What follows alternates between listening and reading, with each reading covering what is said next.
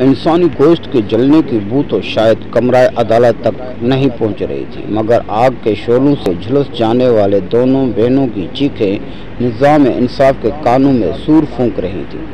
Shakespeare کے مکالمے یا غالب کے شعر کی طرح ان بزرگ کی بات بھی سنے بغیر نظر انداز نہیں کی جا سکتی تھی۔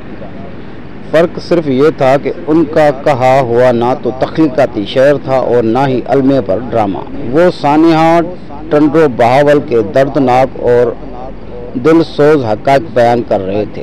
تجزیہ نگاروں کے مطابق اس سانحے نے ملک کے جنوبی صوبے سندھ میں جاری اس فوجی کارروائی کا رخ بھی موڑ کر رکھ دیا تھا، جسے سندھ آپریشن کلین اپ کہا جاتا ہے۔ وہ 5 جون 1992 کی رات تھی۔ سندھ میں ڈاکوؤں کے خلاف آپریشن شروع ہوئے۔ ابھی محض ایک ہی ہفتہ گزرا تھا کہ وہاں تعینات میجر ارشد جمیل اعوان کی سربراہی میں فوج کے ایک دستے نے دعویٰ کیا کہ فوج سے مقابلے میں 9 ڈاکو مارے گئے۔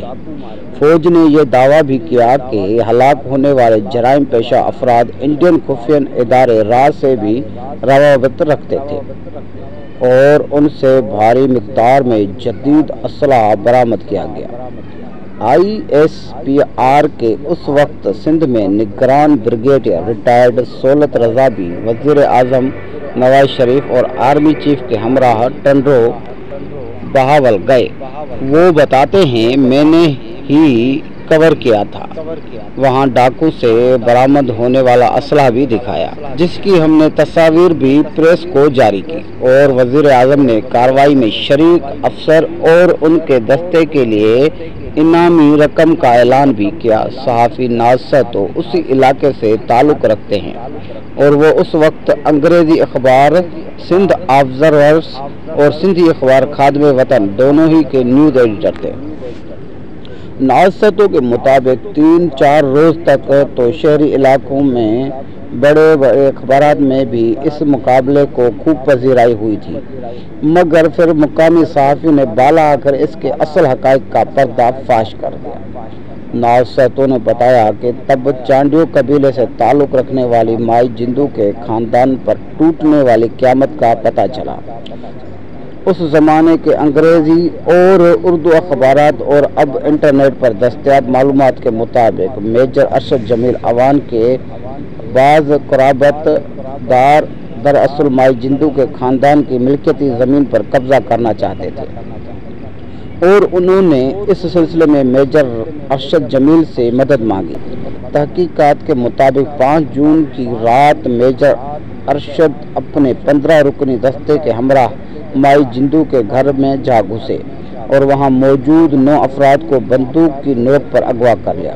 ان افراد میں مائی جندو کے 2 بیٹے بہادر اور منٹھار جبکہ ایک داماد حاجی اکرم بھی شامل تھے۔ پھر میجر ارشد اور ان کا دستہ تمام مغویوں کو لے کر دریائے سندھ کے کنارے پہنچا، جہاں ان تمام افراد کو قطار میں کھڑا کر کے گولیاں مار دی گئی اور مرنے والے 9 افراد کو ڈاکو قرار دے دیا گیا۔ ناظروں کے مطابق ہمارے ایک نمائندے نے 5 جون کی رات محض اتنی خبر دی کہ ٹنڈو بہاول سے کچھ افراد کو قانون نافذ کرنے والے ادارے کہیں لے گئے ہیں۔ دوسرے دن قریبی دریائی علاقے کوٹڑی سے خبر آئی کہ کچھ لاشیں ہسپتال لائی گئی ہیں۔ لاشوں کی صرف تصاویر دستیاب تھی، جبکہ حراست کی خبر کی کوئی تفصیل نہ تھی، اور ناظروں سمیت کئی صحافی دونوں خبروں کے تعلق سے بے خبر تھے۔ بہرحال مقامی اخبارات میں لاشوں کی تصاویر بغیر تفصیل کے شائع ہوئی اور حراست کی خبر کے لیے ناظروں سمیت کئی صحافی ٹنڈو بہاول پہنچے۔ ناظروں کے مطابق ٹنڈو بہاول کے سہمے ہوئے خوفزدہ لوگ، جنہیں اپنے لوگوں کے فوجی افسر اور دستے کے ہاتھوں قتل کی کوئی اطلاع ہی نہیں تھی، اتنے ڈرے ہوئے تھے کہ حراست کی خبر پر بات کرنے کو بھی کوئی تیار نہ تھا۔ مگر جب انہیں دریا کنارے سے ملنے والی لاشوں کی تصویر دکھائی گئی تو انہیں پہچان کر یہ لوگ رونے اور بین کرنے لگے۔ پھر پتہ چلا کہ اصل میں ہوا کیا ہے اور مائی جندو کے خاندان پر کیا قیامت ٹوٹ پڑی ہے۔ یعنی فوجی دستے نے مائی جندو کے خاندان کے ارکان کو ڈاکو قرار دے کر جعلی مقابلے میں قتل کر دیا۔ یہ حقائق پہلے مقامی پھر اردو انگریزی کے قومی اور بالا آخر عالمی ذرائع ابلاغ میں شائع ہوئے تو سانحہ ٹنڈو بہاول ایسی قومی شرمندگی کا باعث بنا جس کا اعتراف اس وقت کے وزیر اعظم نواز شریف اور chief of army staff general Asif Nawaz کو اعلانیہ طور پر کرنا پڑا۔ اس شرمندگی میں فوج کی صوبائی قیادت اعلیٰ افسران کے خلاف کارروائی عمل میں لائی گئی۔ بریگیڈیئر ریٹائرڈ سہولت رضا کے مطابق GOC حیدرآباد میجر جنرل سلیم الحق اور ان کے نائب بریگیڈیئر کو عہدوں سے ہٹا دیا۔ اخبارات کے مطابق میجر ارشد جمیل اوان کو فوج سے برطرف کر کے اور ان کے دستے کے ارکان سمیت گرفتار کر لیا گیا اور ان کا فیلڈ جنرل کورٹ مارشل ہوا۔ ناصرتوں کے مطابق مائی جندو اور ان کے خاندان کو سمجھوتے کے بدلے بڑے زرعی زمین کی بھی پیشکش ہوئی مگر انہوں نے حصول انصاف کو ترجیح دی۔ ماورائے عدالت و قانون 9 افراد کے قتل کرنے کا جرم ثابت ہونے پر میجر ارشد جمیل کو پھانسی کی سزا تو سنا دی گئی مگر مائی جندو اور ان کے خاندان کے لیے اس کے باوجود بھی انصاف کا حصول ہرگز آسان نہیں تھا۔ تقریباً 4 برس تک مقدمہ فوجی اور دیگر ملکی عدالتوں میں روایتی تاخیر کا شکار رہا اور مائی جندو کا خاندان انصاف کا منتظر رہا۔ اب اسے عدل کی فراہمی کی سست رفتار کہہ لیں یا نظام انصاف کی طویل محکمہ جاتی خامیاں مگر مائی جندو کے خاندان کو اپنے بے گناہ بیٹوں اور داماد سمیت 9 افراد کے قاتلوں کو سزا دلوانے اور صرف ایک کو تختہ دار تک پہنچانے کے لیے 2 اور جانوں کا نذرانہ دینا پڑا۔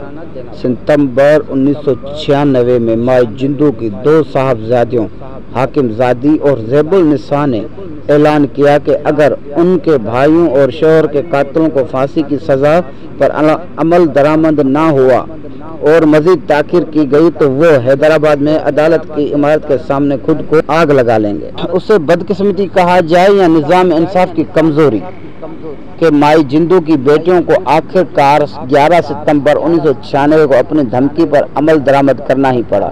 جلوس کے شدید زخمی ہو جانے کے بعد انتہائی نازک حالت میں دونوں بہنوں کو 200 میل دور کراچی کی سول اسپتال منتقل کیا گیا کیونکہ پورے صوبے میں اس وقت کسی دوسرے اسپتال میں برن وارڈ ہی نہیں تھا۔ اسی برن وارڈ میں دونوں بہنیں زخموں کی تاب نہ لاتے ہوئے بالا آ کر جان کی بازی ہار گئی۔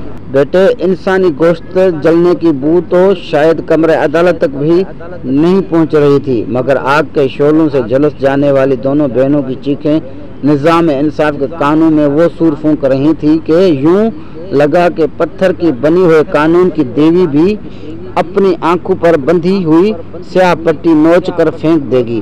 مائی جندو کی بیٹیوں کی ہلاکت کے باوجود سزا پر عمل درآمد اس وقت تک نہیں ہو سکا تھا جب تک سپریم کورٹ نے میجر ارشد کی سزائے موت کے خلاف اپیل پھر صدر پاکستان نے رحم کی اپیل مسترد نہیں کر دی۔